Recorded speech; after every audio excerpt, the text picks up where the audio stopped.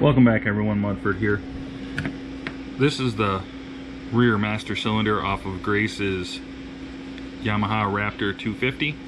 It's not really working, she has no rear brakes. I think this is what it is, I can't get it to bleed out. So what I did was I bought this from Rocky Mountain ATV. This is a master cylinder rebuild kit. So we're gonna go ahead and work on getting this put in here.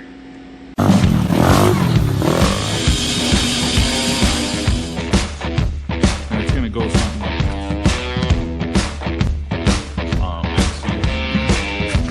We're done here in the fender well.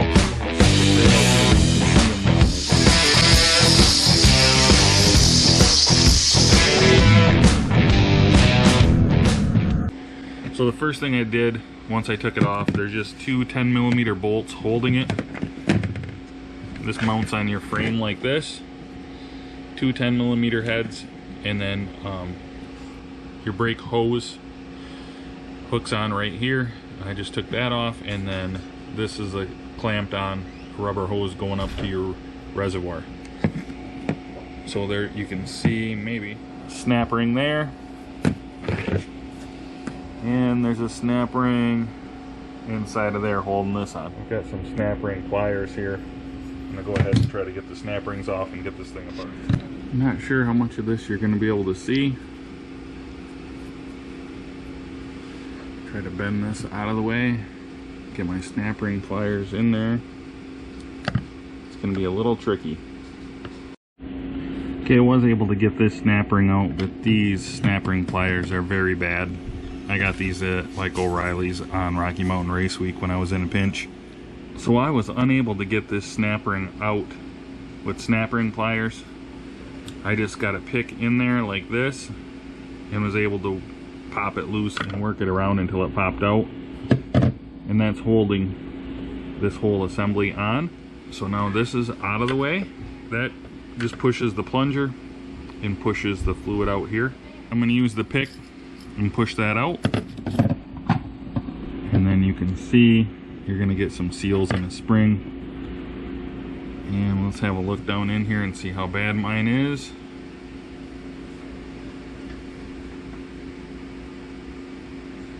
Looks pretty gross in there.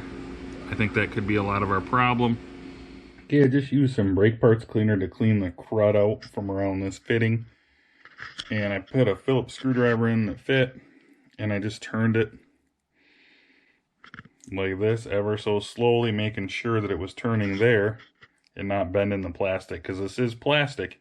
You gotta be real gentle with it. And I spun it. Let's see if I can hold this.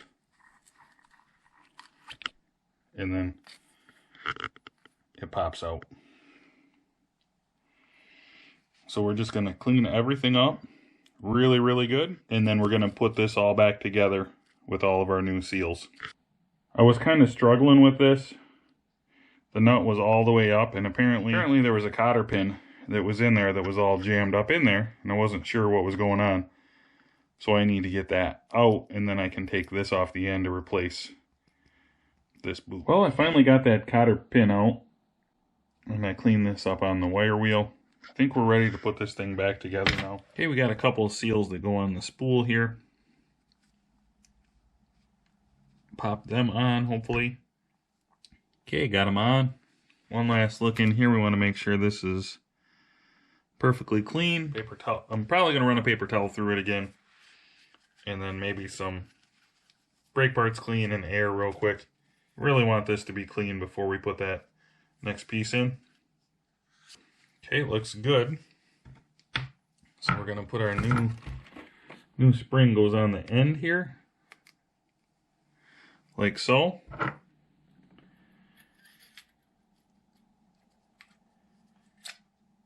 And then we push it in. We can go ahead and put our new seal in here. There's a ridge right here where this sets in. We'll get it right down in place. And then we've got this cleaned up pretty good. It's gonna go somewhat like that. So we'll pop our new snap ring in. And there we go. Hopefully that's close to the right angle. Might be a good idea when you're taking it apart to mark which way it was facing. Guess what we'll do now is put this in, pop this snap ring in. There we go. A lot easier when you have the, and now we got a new seal to go on.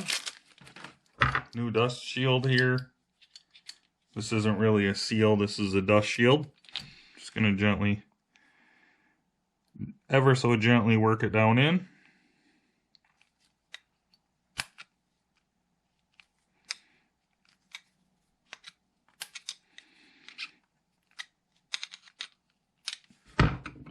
And then we're going to work this in, the inner one. There's a little lip for it.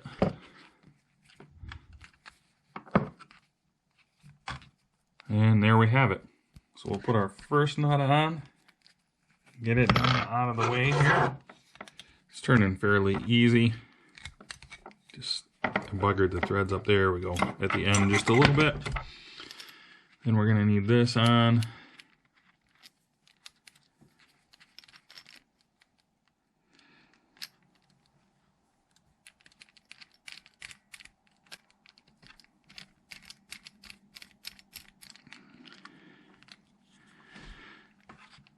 Then we'll just turn it, get a cotter pin in there, call it good. So I put a cotter pin in and then tighten the bolt up just like it was. I cut the cotter pin short. It seems to work like that, like it's almost like staked in there. So we're ready to put this back in now. Okay, my camera died, but I'm using my phone now. We're just gonna zing this on here and see right where it goes.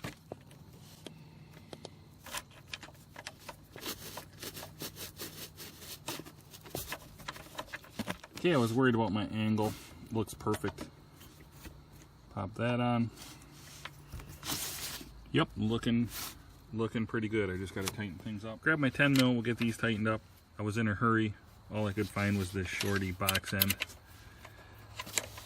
Only got 2 bolts, so it should be hopefully rather quick.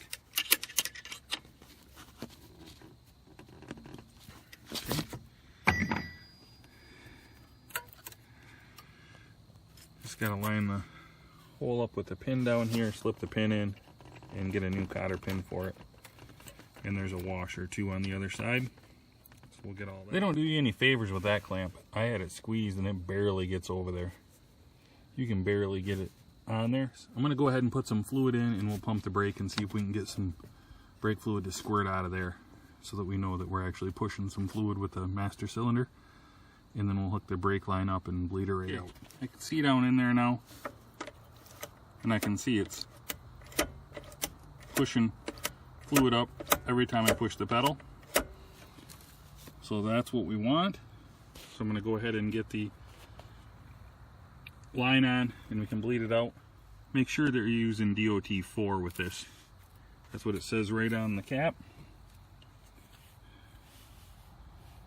So that's what we're using. So I was having a really rough time recording. First I ran out of memory card on my GoPro, then I started recording with my phone and I ran out of battery. Then after that I ran out of daylight. So we got our brake fluid in and we got it bled out. These are a little tricky, at least I found, to bleed out when you got the line off or got to start it from scratch like an empty master cylinder. It only pushes a real small amount of fluid, so I had to do it a lot different than I do bleeding the brakes on a car. I had to open up the bleeder, push down the pedal and get fluid to squirt out, and then shut the bleeder, then lift the pedal. Normally what I do is pump the pedal in a car or truck. I pump the pedal and build up a little bit of pressure and then hold it down, but it doesn't seem to work on this. But I just would pump the pedal one time, and then when the pedal was down I would tighten up the bleeder, and then I would raise the pedal up, open up the bleeder, and pump the brake one time and get fluid to squirt out, and I did get it to bleed out, and I think we are all set now.